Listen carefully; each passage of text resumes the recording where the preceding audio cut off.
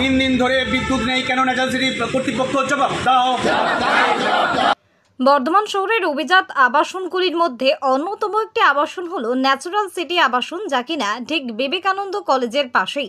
এই আবাসনটি যখন তৈরি হয় তখন বুকিংয়ের সময় আবাসনের ক্রেতাদের বলা হয় 5 স্টার ক্যাটাগরির আবাসন, সমস্ত রকম পরিষেবা যুক্ত এই আবাসনে। কিন্তু বছর ঘুরতে না ঘুরতেই আবাসনের প্লাস্টার খসে পড়তে থাকে। বর্ষার সময় জলে ভেসে যায় আবাসনের বেশিরভাগ রাস্তাঘাট। নিকাশি ব্যবস্থা খুবই খারাপ। মশার দাপটে নাজেহাল আবাসিকরা। পানীয় জলের সমস্যা, বৈদ্যুতিক সমস্যা তো আছেই। আজ ন্যাচারাল সিটি আবাসনের আবাসিকরা বিক্ষোভ দেখালেন ন্যাচারাল সিটি কর্তৃপক্ষের বিরুদ্ধে। তাদের অভিযোগ, তাদের দাবি দাওয়া অবিলম্বে পূরণ করতে হবে এবং দাবি পূরণ না হলে ন্যাচারাল সিটি আবাসনের আবাসিকরা বৃহত্তর আন্দোলনের পথে নামবেন বলেও তারা জানালেন।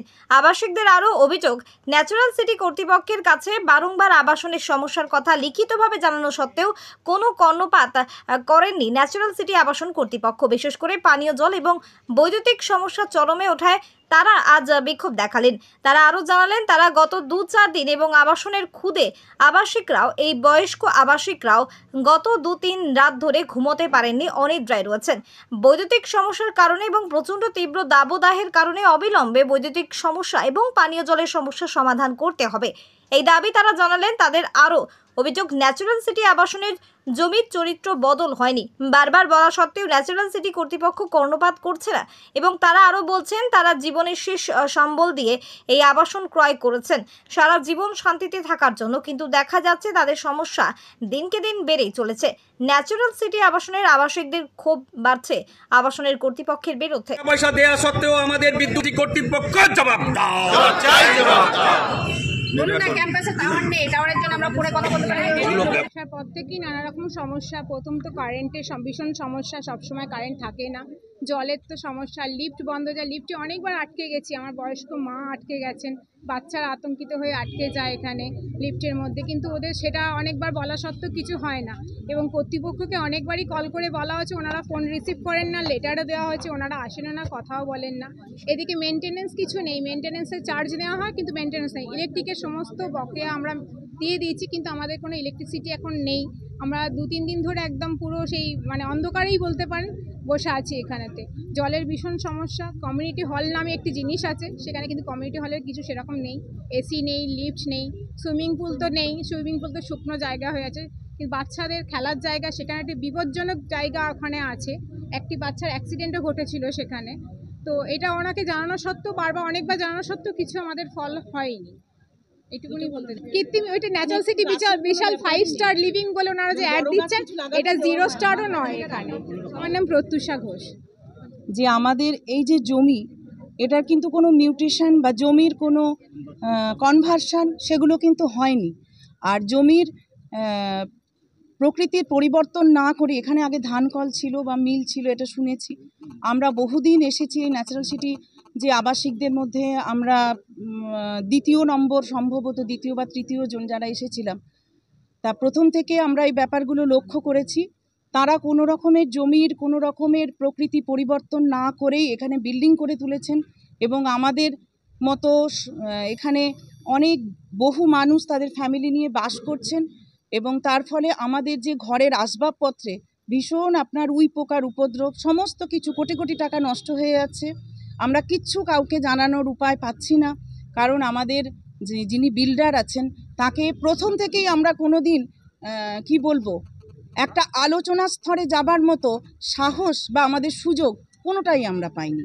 প্রথম থেকে কিছু বিচক্ষণ এখানে মানুষ ছিলেন, যারা তাদের মধ্যে এই দূরদৃষ্টিটা ছিল, তারা চেষ্টা করেছিলেন একটু কমিটি করে তাদের এই আমাদের যে বিভিন্ন অসুবিধা প্রবলেম যেগুলো আমরা প্রথম থেকে ভোগ করছি সেগুলো তাদের সামনে তুলে ধরার।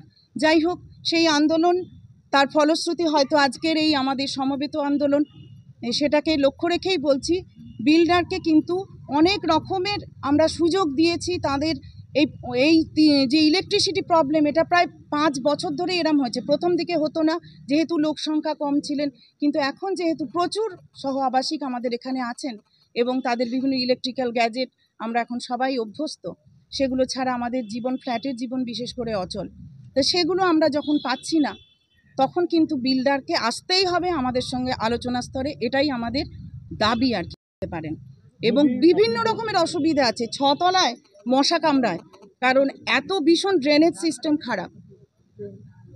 সমস্ত দিক থেকেই কিন্তু 5 স্টার হোটেল বা 5 স্টার যে আমাদের ফেসিলিটিস পাওয়ার কথা, 5 স্টার কেন, আমরা 3 স্টার ফেসিলিটিও পাই না, সেটা কিন্তু মনে রাখতে হবে।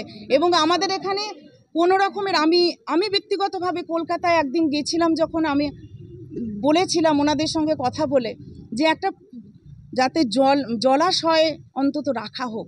প্রচুর ফ্ল্যাট হচ্ছে, আপনারা গিয়ে দেখবেন, একটা জলাশয় থাকা দরকার আমাদের মতো এই সোসাইটিতে, কারণ আমাদের পুজো আজাতেও দরকার হয়, আবার কোনো রকমের অগ্নি নির্বাপক হিসাবেও সেই জলাশয়টা আমাদের কাজে লাগতে পারে।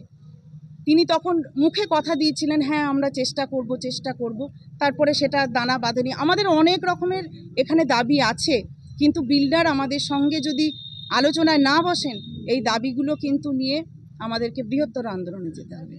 আমার নাম সুতপা ঘোষ রায়।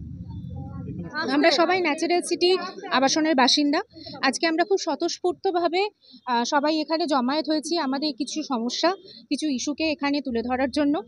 গত 2 রাত ধরে, 2 দিন এবং 2 রাত ধরে আমি বলতে পারি, যেখানে পশ্চিমবঙ্গের সমস্ত জেলায় তাপমাত্রা এত বেশি, অতি তীব্র দাবদাহের শিকার হয়ে চলেছি, সেখানে গত 2 দিন 2 রাত ধরে আমাদের এখানে কারেন্ট নেই। আমাদের এখানে কারেন্ট কখনো আসছে, কখনো যাচ্ছে, জেনারেটরের যে কানেকশন আছে সেটাও পর্যাপ্ত নয়। আমাদের গত 2টো রাত সম্পূর্ণ নির্ঘুম কেটেছে। আমাদের এখানে যে সমস্ত বাচ্চারা আছে তাদের প্রচণ্ড অসুবিধা হচ্ছে, যারা বয়স্ক মানুষ আছেন, যারা অনেকেই আছেন ঘুমের ওষুধ খেয়ে ঘুমোন, তারা তো ঘুমোতেই পারেননি। এবং আমরাও যারা বিভিন্ন সময় বাইরের কাজ করি বা ঘরের কাজ করি, রান্নাবান্না করি, তাদের প্রত্যেকের মারাত্মক অসুবিধা হচ্ছে। শুধু এটুকুই নয়, জলের লাইন যেটা, সেখানেও কারেন্টের সাহায্যে জলের যে ব্যবস্থাটা আছে সেটাও পর্যাপ্ত নয়, সেখানেও আমরা ঠিকঠাক পানীয় জল পাই না। এই দুর্বিষহ গরমের মধ্যে সামান্য কারেন্ট এবং জলের যদি ব্যবস্থা না থাকে, আমরা কি করে বেঁচে থাকি এখানে বলুন? নামেই এটা 5 স্টার লিভিং ব্যবস্থা। বর্ধমানের একটি অত্যন্ত অভিজাত আবাসনে আমরা থাকি। গর্ব করে আমরা এতদিন বলতাম যে আমরা ন্যাচারাল সিটিতে থাকি, কিন্তু গর্বের বিষয়গুলো এখন আর আমাদের মধ্যে নেই। এইখানে পর্যাপ্ত বিদ্যুৎ নেই, পর্যাপ্ত পানীয় জলের ব্যবস্থা নেই। এখানে আপনারা দেখতে পাচ্ছেন যে এত সুন্দর রাস্তাঘাট, কিন্তু একটু যদি বৃষ্টি হয় দেখবেন এটা পুরো নর্দমার মতন তৈরি হয়ে যাবে। জলের নিকাশি ব্যবস্থারও অত্যন্ত অবস্থা খারাপ। মালিক কর্তৃপক্ষের সঙ্গে আমরা যোগাযোগ করার চেষ্টা করেছি, বারবার আমাদের দাবি জানানোর চেষ্টা করেছি। আমরা আমাদের পার্সোনাল কানেকশন নেওয়ার জন্য কিন্তু সমস্ত টাকা পয়সা যেগুলো যা দেওয়ার ছিল সেগুলো ঠিক সময়ে উপযুক্তভাবে সেই ব্যবস্থা গ্রহণ করেছি এবং তাদেরকে সেগুলো পৌঁছে দেওয়া হয়েছে। কিন্তু মালিক কর্তৃপক্ষের তরফ থেকে আমাদের সাথে কোনো রকম যোগাযোগ স্থাপন করার চেষ্টা করা হয়নি। যখন আমরা মার্কেটিং অফিসে গেছিলাম, তখন তারা আমাদের বিভিন্ন মিথ্যে কথা বলে, বিভিন্নভাবে আমাদেরকে ভুল বুঝিয়ে আমাদের এই ইস্যুটাকে কিন্তু সাপ্রেস করে দেওয়ার চেষ্টা করেছিলেন। যখন আমরা তাদের এই কথা শুনিনি এবং আমরা মার্কেটিং অফিস বন্ধ করে দিতে বাধ্য হয়েছি, তাদের কাজকর্ম বন্ধ করে দিতে বাধ্য হয়েছি যখন আমরা আমাদের আবাসনের সবাই মিলে, তখন কিন্তু তারা বিভিন্নভাবে আমাদেরকে অন্যরকমভাবে বলার চেষ্টা করেছেন, উপরোধ করে যে চাবি দিয়ে দিন, বা এরকম সমস্যা আর অতীতে যেটা হয়েছে সেটা ভবিষ্যতে হবে না, বা কোনো ফ্ল্যাটে ইন্টারকমের লাইন কেটে দেওয়া, এই সমস্যাগুলোও কিন্তু আমরা ফেস করেছি। এর কোনো সুরাহা কিন্তু এখনও অবধি আমরা পাইনি, বা আমাদের সাথে ঠান্ডা মাথায় বসে যে আলোচনা করা বা এই প্রবলেমের কী করে সলিউশন হবে, অ্যাজ আর্লি অ্যাজ পসিবল এই প্রবলেমের কী করে সলিউশন হবে, সেই বিষয়ে কিন্তু মালিক বা কর্তৃপক্ষ সম্পূর্ণরূপে উদাসীন। আমরা এখানে অত্যন্ত দুঃখিত, হতাশ, এবং তার জন্যই আমাদের ক্ষোভ এবং রাগের বহিঃপ্রকাশ হিসেবে আমরা আজকে এখানে সবাই জমায়েত হয়েছি এবং এই স্লোগান আমরা মালিক এবং কর্তৃপক্ষের বিরুদ্ধে তুলেছি। আমার নাম অদিতি গাইন বিশ্বাস। পূর্ব বর্ধমান থেকে কিটোর রিপোর্ট, অগ্নি সংকেত নিউজ।